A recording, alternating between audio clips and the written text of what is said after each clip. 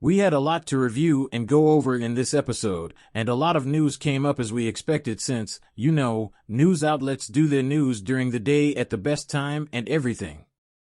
What better moment to begin breaking all this cryptocurrency news than when the markets are exploding? We are discussing Donald Trump and his advisory group. What if the SEC is heading in the direction of Solana? What Goldman Sachs is doing with ETF approval. We will also examine the entire market capitalization of cryptocurrencies. Then, without further ado, sit back and unwind as one of my 20x diamonds performs beautifully. Let's get started with a Bitcoin transaction worth $187,311. At $3,337, Ethereum is currently up 8% over the last day. At the moment, it is up 2.94%. The dollar pegs for USDT and USDC are both exactly where we want them to be. XRP is a mean of $48. It is confronting that area of resistance, which is between $50 and $75. As 88 keeps rising and chugging, all eyes are on XRP as it attempts to break beyond the psychological barrier of $1. Not too long ago, I sent out this tweet. Greetings, crypto community. The hypergear lagging alts is activated by the bull cycle. They're starting to flee. Guess what? When you haven't reached an all-time high for 7 years, you get crazy as hurdles and crazy as resistant levels. This is what happens when the next RP is waging another conflict. Additionally, we're going to add another 75 cents, which was a huge annoyance. The psychological barrier didn't appear to be a major obstacle or a problem, which is encouraging and a positive indicator, but we must now overcome this 150 to 175. Thus, we can truly focus on the record-breaking $2 per man in 2020. Make sure to follow Michael, who posted this. Breaking news: it is anticipated that the projected U.S. Bitcoin Strategic Reserve will be established by Donald Trump's Cryptocurrency Advisory Council. How intriguing is that? In light of President-elect Donald Trump's pledge to lead a crypto-friendly administration, it says here that Trump's Crypto Advisory Council is anticipated to establish the promise of a Bitcoin reserve. Prominent digital asset companies, including Ripple, Coinbase, and, of course, Kraken Circle, are competing for a position on a planned advisory council to impact U.S. Bitcoin legislation. Represented at a Bitcoin conference in Nashville in July, according to industry insiders, as part of his promise to support blockchain innovation, Trump revealed plans to establish the council. To support U.S. crypto assets, the Advisory Council is expected to advise Congress on legislation governing Trump's proposal to manage Bitcoin reserves and work with federal agencies like the SEC, CFTC, and Treasury, as they should have done all along. Gary Gensler is not resigning. At last, we have witnessed the wheels turning. I don't know what you're doing if you're not receiving any news from the CryptoMinute.com, which released this. Take a break from searching for news on all 20 other websites. The Crypto Minute calmly disseminates all of the cryptocurrency news. This story was only published yesterday. The SEC is working to approve the Solana ETF for pro-crypto ships. According to the report, discussions between SEC employees and issuers wishing to introduce a Solana spot ETF are now underway, and the SEC is currently working on the S1 application. A renewed sense of hope that a Solana ETF could be allowed sometime in 2025 is being sparked by recent staff engagement and the incoming pro-crypto administration. I've already given this a call. I'll call you again. In 2025, there will undoubtedly be an ETF that combines Solana and XRP, as institutional capital will be invested in these two assets. When Bitcoin originally broke, we witnessed what institutional money did to it. Before that, it was at its highest point ever since we acquired Bitcoin ETFs. We shouldn't observe the same institutional funds flowing into XRP and Solana. When it comes to institutional money, the possibilities are endless. They aren't just showing up in their hundreds of thousands or thousands. They're not only bringing millions with them. To join this industry, they bring billions of cash with them.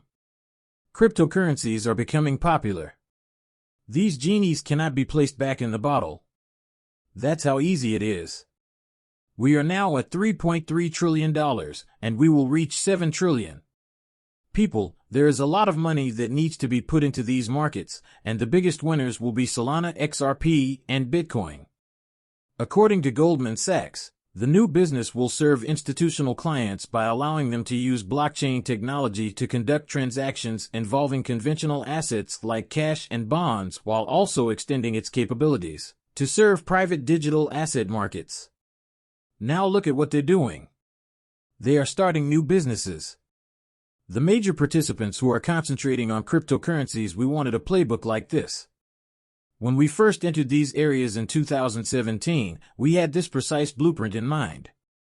I apologize, I started investing in cryptocurrency in 2017. I thought that if I was even slightly correct, cryptocurrency would become widely accepted. I planned to choose the right assets at that time that I thought would be crucial to the future of global economies, and once I was in a strong position, the institutional players would enter the market and begin purchasing the assets I had invested in. It's happening, and I'm going to make out like a bandit. I can say that I beat the institutions to the market because we are now seeing the institutions begin to invest in the money that I placed my cryptocurrency into. That's what we call winning, people. Consider how the market capitalization of XRP shows over its whole retracement. That's what we see. This represents XRP's whole cryptocurrency market capitalization. Recall that when we reach 7 trillion, as I have demanded, there would be a 6% XRP overall market cap dominance. This 6% was observed in 2017. We have witnessed a 6% in 2020. If we experience a 6% this time, XRP will be at least $6.